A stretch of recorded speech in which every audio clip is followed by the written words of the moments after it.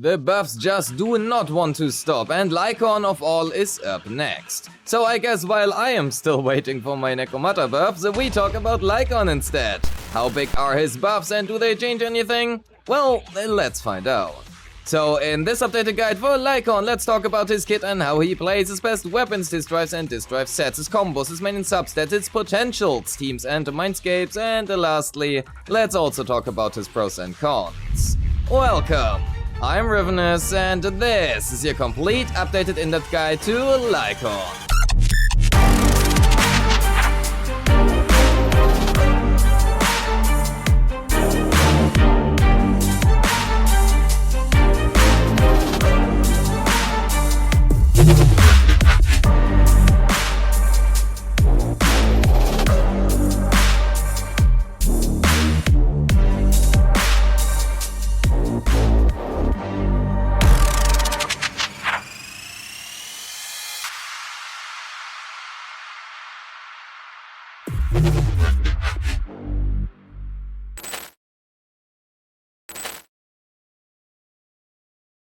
Lycaon is an Ice-type stunner who excels at quick-swapping, while not only providing buffs for ice carries, but now also every type of damage, even if he is still best utilized within ice damage-based teams. With his unique charge attack mechanic and some new pretty cool changes thanks to the buffs, he not only has some depth to his kit, but is also very accessible and easy to play.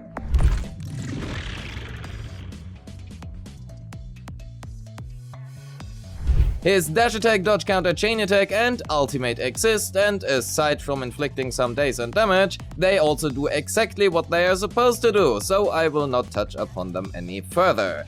His basic attacks and EX special, however, feature his unique charge mechanic. Essentially, by holding down your basic attack or EX special respectively, you can charge up his attacks, causing them to be stronger in exchange for a slower animation time. For his EX special specifically, charging it instead of tapping will also increase the energy cost from 40 to 60 energy, however both variants still require 60 energy even if you only consume 40.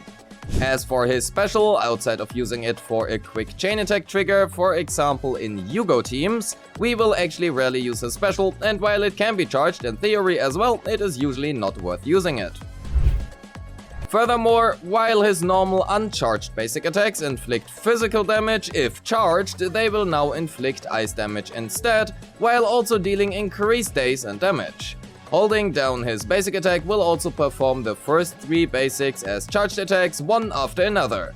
And lastly, while not directly mentioned in his skill description, his basic 5 can be charged up twice, with the second stage being even stronger and also inflicting increased anomaly.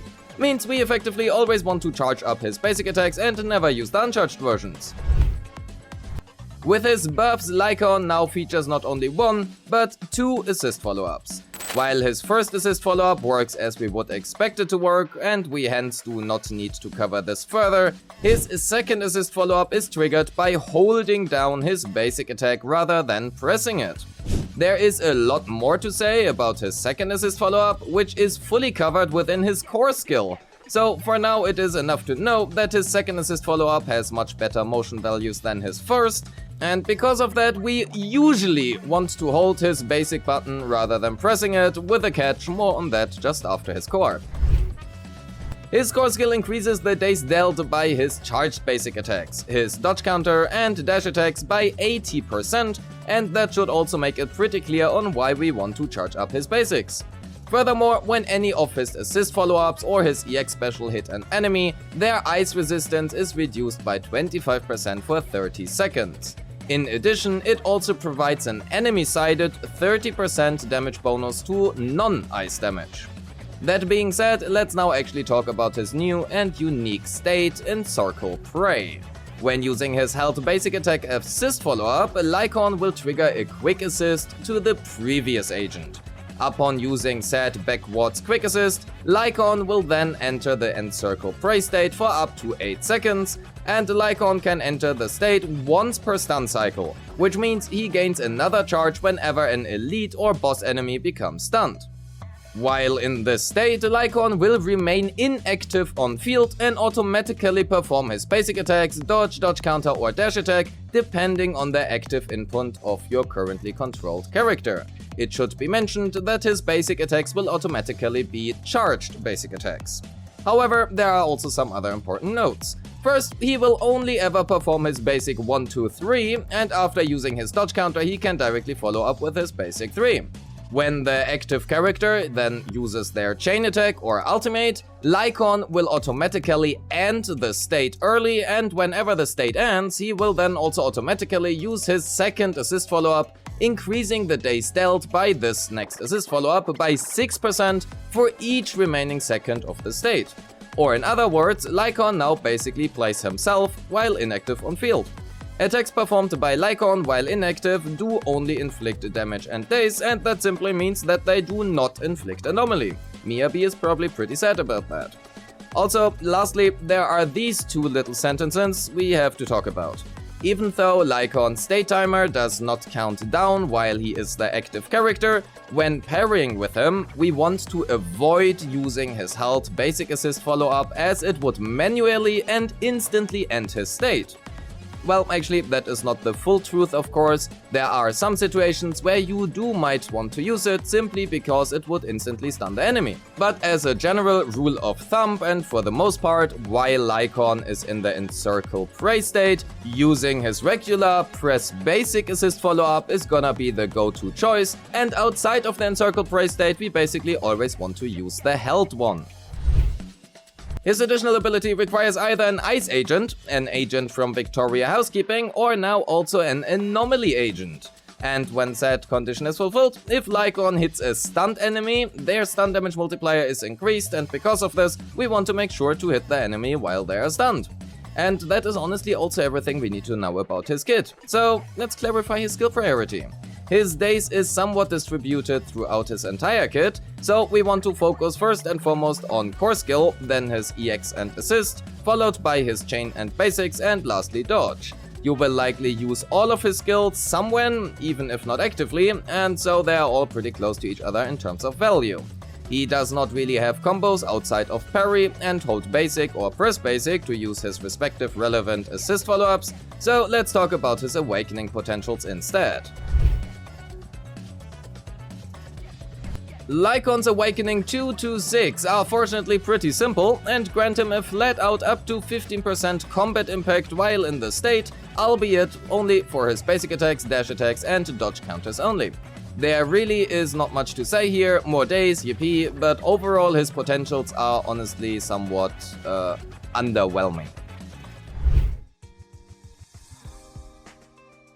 Weapon time. Okay, so the problem Lycaon faces is that he already gets a shit ton of days build up bonus from his core for his basics and dodge counters, and arguably even his new assist follow-up, depending on how you play that is. In addition, because he only uses his basic 1, 2, 3 while inactive, and the days values on 1, 2, 3 are much lower than, well, 4 and 5, his basic attack days contribution is pretty low. Which also means his signature is still not super great on him. His by far best in slot choice is Blazing Laurel, and now also because of his inactive basic attacks, he can surprisingly well maintain and also stack it much better than before. So I guess Blazing Laurel it is, and it wins yet again. Both Hellfire Gears and Steam Oven work well, but because Lycaon is now partially inactive, he is not gonna profit too much of Hellfire Gears off-field energy regeneration anymore, because, well, he is on-field and not off-field. Because of that, the actual performance you might encounter can vary and will heavily depend on how you play. Generally, I would argue that Steam Oven is not only more consistent, but also free-to-play obtainable, and generally also the better choice than Hellfire Gears. Ice Jade Teapot will have a good uptime during his state, or at least you are able to, well, get some stacks, but they are gonna fall off pretty rapidly and massively outside of it. On average, Lycaon will not really be able to maintain too many stacks on it. But TLDR being, his weapons really didn't change, Blazing Laurel got even better than before, and Steam Oven is still his second best overall choice. Outside of Fossil that is, but if you aim for higher scores then, well, Steam Oven.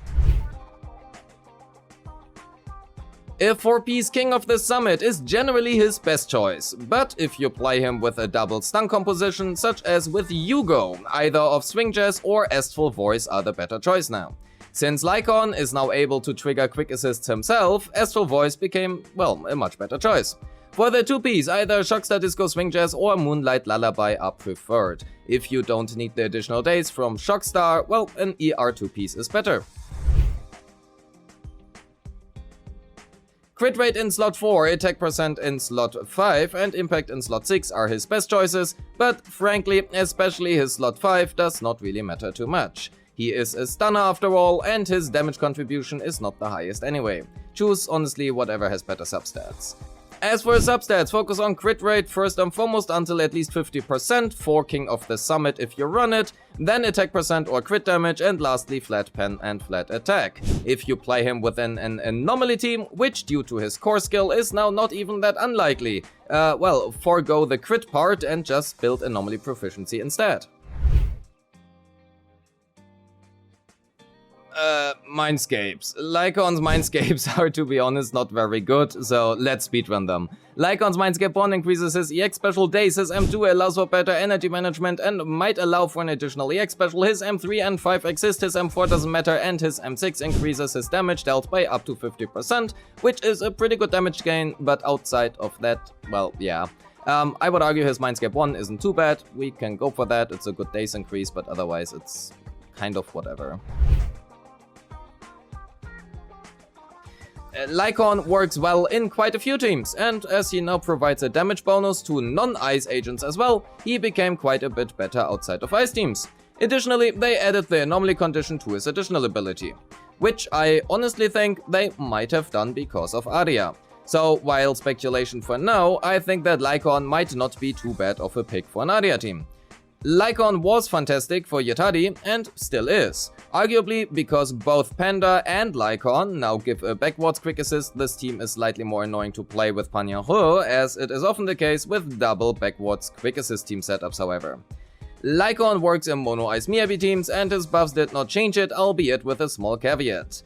In theory, his charged basic attacks, assist follow-ups and dodge counters can shatter. Well, not they can, they do shatter. Which plays against what mono ice wants to do, which is to not shatter. However, because you can manually end his state, this should most of the time not be a problem, at least given that you, well, actually end his state. And lastly, he of course works still great in Yugo teams with Lighter. Honestly, Lycaon can be used in quite a few teams now, and depending on how Aria and Nangong Yu turn out, he might be pretty good in anomaly teams as well. We honestly will see, the future is gonna tell us.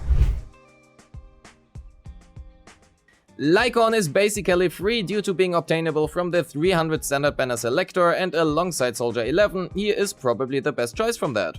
Lycaon is a great stunner with generic buffs and can be used in quite a few teams. He is simple to play, does a good chunk of days and has great free-to-play weapon options. On the other hand, because his days is distributed throughout his entire kit, his investment is not necessarily cheap. Lastly, his Mindscapes are somewhat tish mid and so are his awakening potentials, albeit his M1 isn't half bad. And with that we are at the end of the video, so thank you so much for watching. Don't forget to like and subscribe, leave a comment on your thoughts on Lycaon and his buffs, and of course join the Discord. A special thanks to my YouTube and Patreon members who make this content possible. If you wish to support me, you will find a link to my Patreon in the description, or click the join button right below this video. And as always, I appreciate all of you and wish you a great day. Peace!